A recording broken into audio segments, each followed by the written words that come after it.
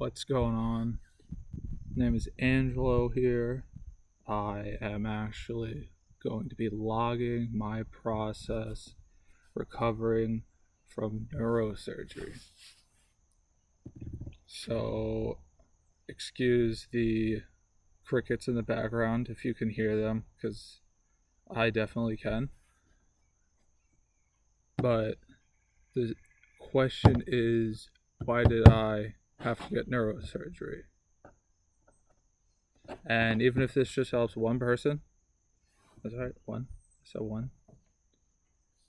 I'm talking about a disorder that I've had for going on 19 years diagnostics, but have had it since birth. 24 now, so we've waited a long time for this, and it has finally been a week since my stereo EEG leads have been removed from my head, and I am working on learning how to walk again, because I was stuck in a hospital bed for 2 weeks. So as of now, I have officially been home 1 week, maybe 6 days. I think I might have been released on Wednesday, could be wrong. But I have been practicing walking for about a week now, and I wanted to share that process from what I looked like to what I look like now and what my goal is. So currently weighing in at about 195, 6'1", 6'2", depends on who you ask. I don't know. I went into the hospital at 205, was in much better shape, was much leaner, and I am disappointed because of that. So, what happened to me in the hospital?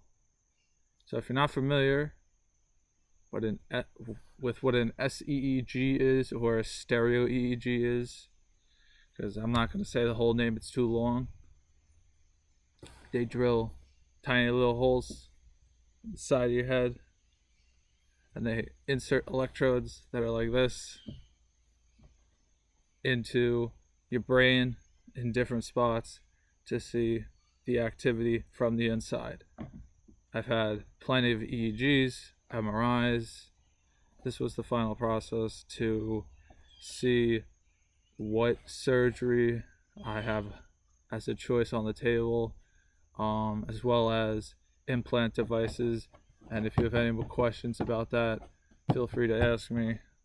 I'd love to tell you more about it. So basically, for 15 days, I sat in the hospital with wires bolted to my head in different spots from all on my right hemisphere. And because of that, I basically, like I said earlier, lost the ability to walk. But that's not shutting us down. We're getting better, and I'm going to be following doctor's orders best I can. Right now, they said nothing over 5 pounds. Try to walk best you can. Don't break too much of a sweat. Because when you do, you feel the pressure. And when I say feel the pressure, I'm talking about it feels like your scalp is gonna start to pulse and push out. That is very bad. We're trying to avoid that. Take a little baby aspirins, not really, more like medical grade aspirin, and trying to get better day by day. Not a big fan of painkillers, but sometimes you gotta do what you gotta do. And I'm gonna show you my progress as far as it is for walking. So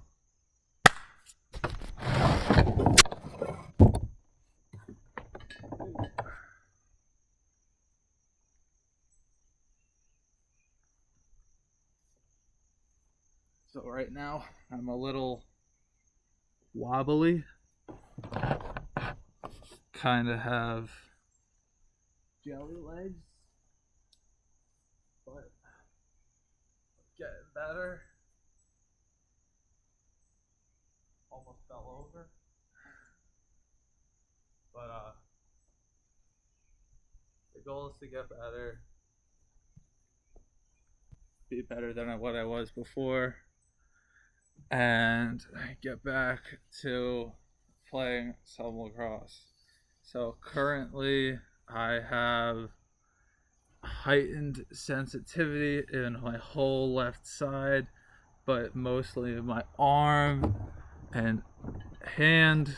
Kind of feels like I have pins and needles in the fingers and palm, and if you touch my arm, the sensation is increased severely. Totally meant to do that.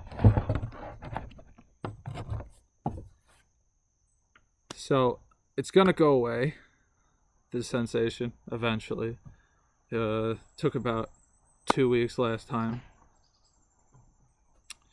But what I want to talk about is for all those people that are going into the hospital, or maybe are having to get some sort of surgery, go in with a plan. I did not. That was a mistake. I did not keep myself occupied enough, and kind of bit me in the ass. Make sure you get enough sleep. I didn't do that either. That led to some crazy times, and I would not wish it upon anybody else. I will do another video more in depth on what happened when I was not getting enough sleep and how I got better, as well as how the procedure itself went. Procedure took about, I believe, 4.5 hours. Obviously, I don't remember it. I was knocked out.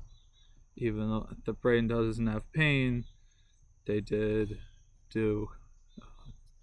completely knock me out with anesthetic. But I got to the hospital at, I believe, was around 4 a.m. Got prepped for surgery, which means, you guessed it, undress, get in a gown, and they gave me some shower cap thing for some reason, even though they had to operate on my head.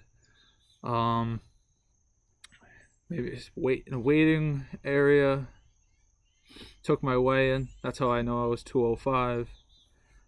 And then I woke up with a big old wrap around my head. Kind of looked like a Q-tip. Felt like one too. Felt a little pressure in the skin on this side of my head. Got some stitches. You can't really see it. They did a pretty good job of taking as little bit of hair away as possible. But you could definitely feel them. They itch a little bit. The stereo EEG itched, which probably was the biggest pain because I couldn't touch it.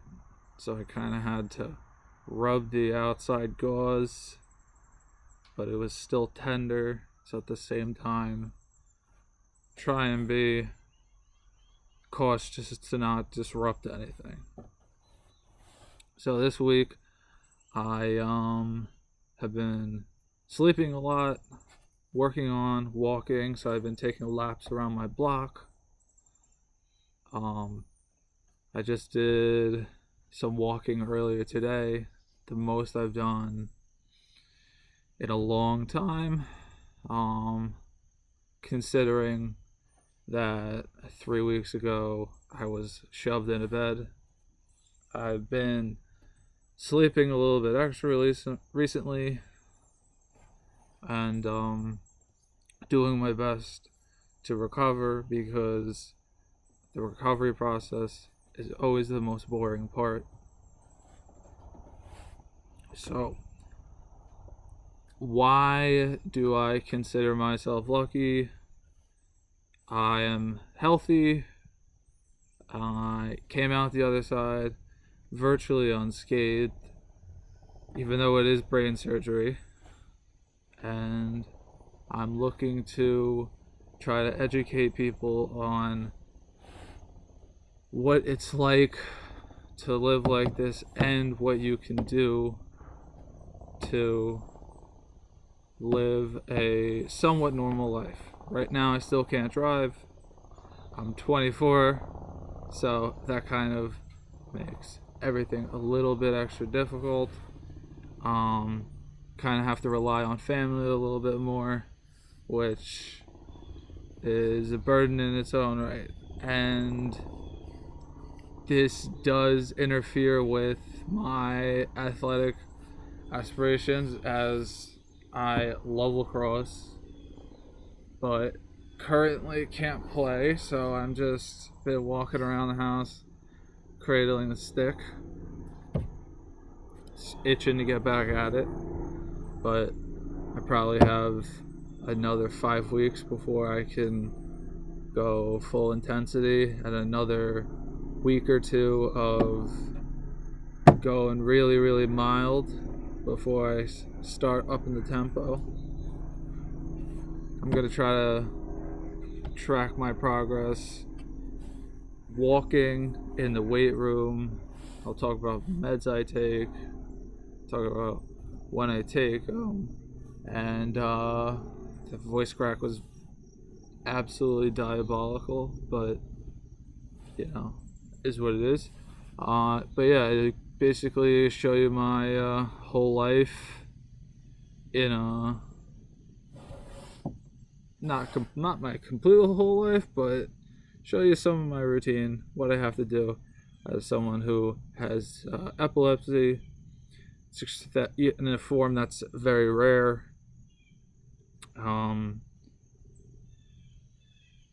However, because I have had epilepsy, like I said, have been limited. But I have gone to college, I've graduated, not doing what I want to do yet, but we're getting there, we're making progress, and I'm looking forward to see what happens next, because now that I've had this operation, I can move forward, and I can try to become a better version of myself, rebuild on what was there, and have a fun time getting back out there.